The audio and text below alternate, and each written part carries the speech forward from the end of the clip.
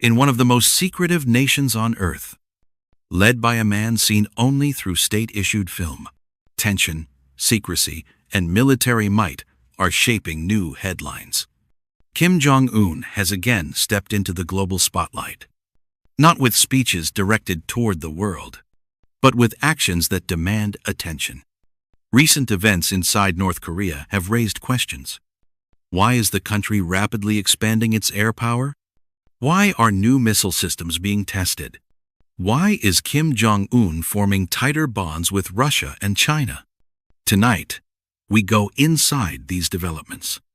We examine the causes, the message, and what it means for global security.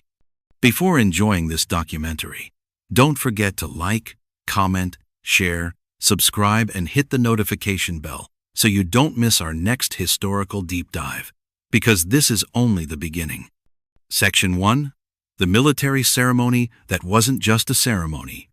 On a late November evening, millions of North Koreans gathered in a massive airfield, celebrating the 80th anniversary of their national air force. But something unusual happened. Kim Jong Un stood before his senior generals and announced that North Korea's air force would receive what he called new strategic missions and new strategic military assets. Until now, North Korea's air power was mostly aging Soviet-era jets, militarily symbolic but outdated. But images from that event showed something different. New unmanned aircraft systems, upgraded fighter platforms, mobile launch systems, new air-launched weapons. The message wasn't hidden. Kim Jong Un said that the Air Force would now play an expanded role in nuclear deterrence. Why does that matter? Because, historically, North Korea's nuclear strategy has been ground-based. Missile launchers, submarines, artillery. Air-based nuclear capacity changes strategy completely. An air-based platform can attack from angles not easily defended against. It can bypass some anti-missile systems. And it shows that North Korea is studying not just firepower, but modern delivery systems. Section 2 Missile tests with intent.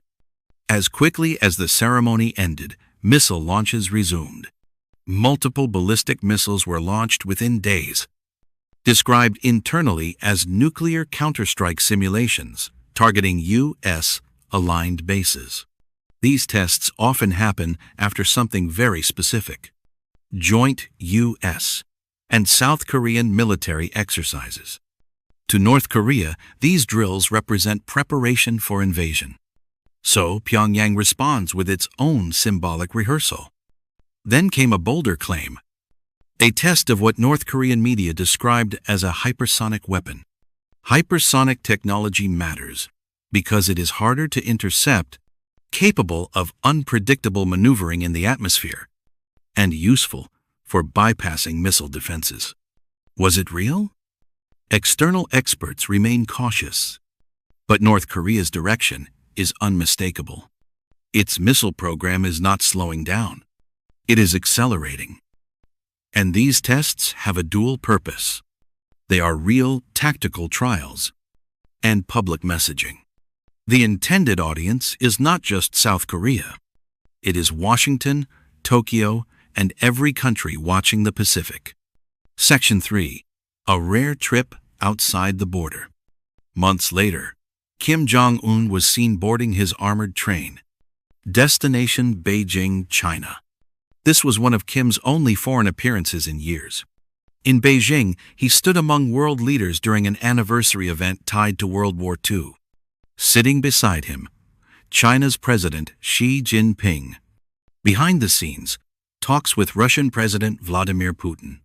What was discussed was not officially published, but patterns reveal the geopolitical direction. North Korea needs fuel, food, industrial supplies. Russia needs manpower and ammunition. China wants regional alignment against Western pressure way. For decades, North Korea's diplomacy functioned like a pendulum, leaning toward China when needed, toward Russia when convenient. and into isolation between cycles. But now, these alliances are firming simultaneously.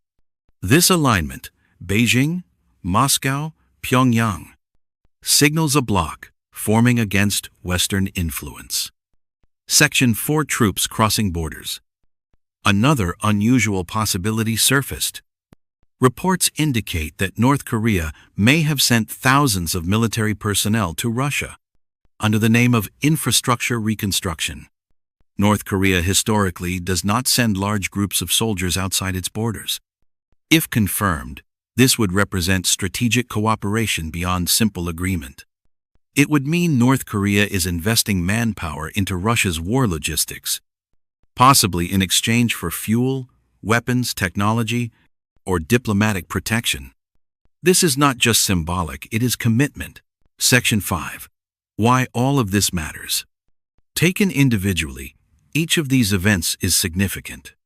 Taken together, they represent strategic shift. North Korea historically survived through isolation. But today, it is building connection.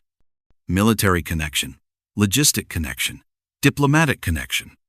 Its military is diversifying. Not just missiles, but aircraft modernization, combat drones, and tactical simulations. It is forming alliances that reduce sanctions pressure. Russia for military cooperation, China for economic continuity.